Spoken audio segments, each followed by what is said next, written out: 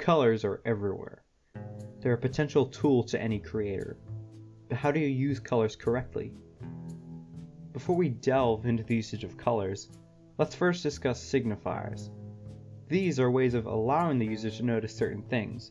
For a simple example, take a look at your nearest game controller. You'll notice several buttons, maybe some triggers or a D-pad, or possibly an analog stick or two. How do you know that these are interactable? Let's imagine someone who has never used a game controller, if such a person even exists in today's time. The first possible way of them knowing how to use it is that they're familiar with buttons. They've used them before in their daily lives. They're literally everywhere. In elevators, on your keyboard. Look down. Look down. Yeah, right there. Right there. And even on lamps and televisions. This is no foreign concept to them. So when they see a controller, they automatically assume these buttons are buttons. They notice how the buttons are geometrically outset from the surface of the controller itself, the buttons that might have numbers, letters, or symbols on them, and even how the buttons might be colored more brightly or vividly than the rest of the controller. These three are all signifiers.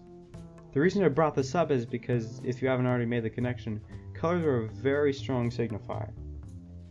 You see how in the original Metroid, Samus's red and yellow power suit is easily visible apart from the blue and black terrain, to allow the player to more easily notice her apart from the level geometry.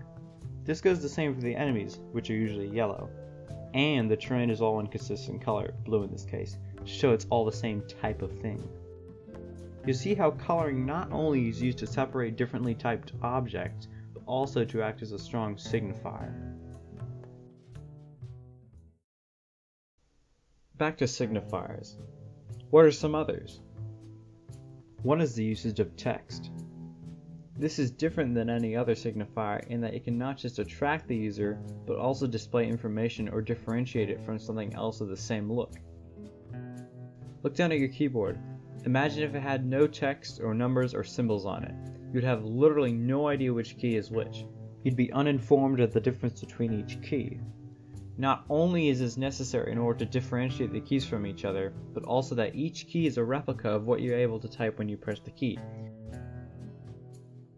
This may seem extremely obvious to some, but these concepts are really important to know, and without them, well, you kind of be dead in the water. Good luck, bye, have fun, bye. See you next week.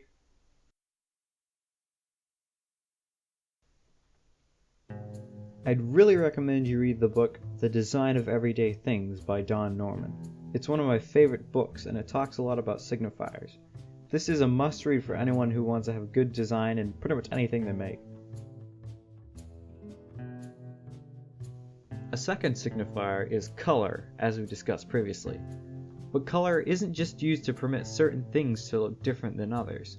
You can also subtly display emotions with it. If you've ever set a foot out the door, you lazy couch potato, you've probably noticed how stop signs are red. This goes the same for those LED exit signs. Red is the color of danger and emergency.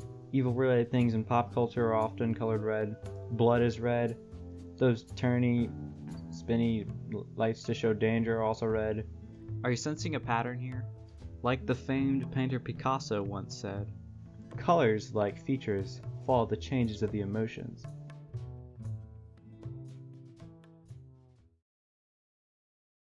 Color contrast is another usage of colors. You probably know what color contrast is.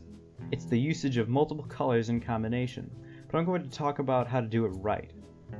Let's go back to Metroid. What colors do you see here? There's blue, yellow, red, and green. Let me show you a color wheel also. I'll plot down each color on it. Do you see a pattern? There it is. Each of these colors are either a quarter turn or opposite from the other colors. These are contrasting colors. I don't know if Nintendo's designers intentionally planned it like this, or if it's just purely a coincidence. Whatever the case may be, this rule applies. The 90/180 degree rule applies other places too. What about Castlevania's first level? You see orange on the floor in Simon, red from the curtains, green in the window frame, and blue from the sky. The rule should be taken very roughly. You don't always want to follow it. It's just a general thing to sometimes go by if the colors work out and make sense in the context. Sometimes you can have fantastic looking games with just 3 colors, such as in this brilliant game Downwell. Or you can possibly use a large variety of beautiful color shades to imagine a surreal world, such as in The Witness.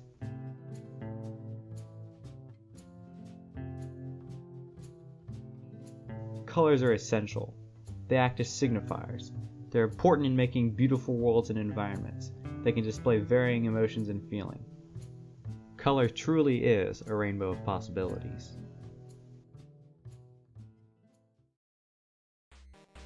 Hey, thanks for watching the first episode of RetrOsign. I spent quite a lot of time making this, so a like or subscribe would be really appreciated. If you have anything to add to this subject, feel free to comment it, and I'll look at it and I'll be amazed. If you have any other ideas for another episode of RetrOsign, comment that, and I'll look at it and see if it's worthwhile, and I might make a video about it. So, yeah, hopefully you learned something. I really enjoy talking about and learning about the design of games and such, so I have some more ideas for more episodes of RetrOsign, so hopefully those will be made. Thanks for watching.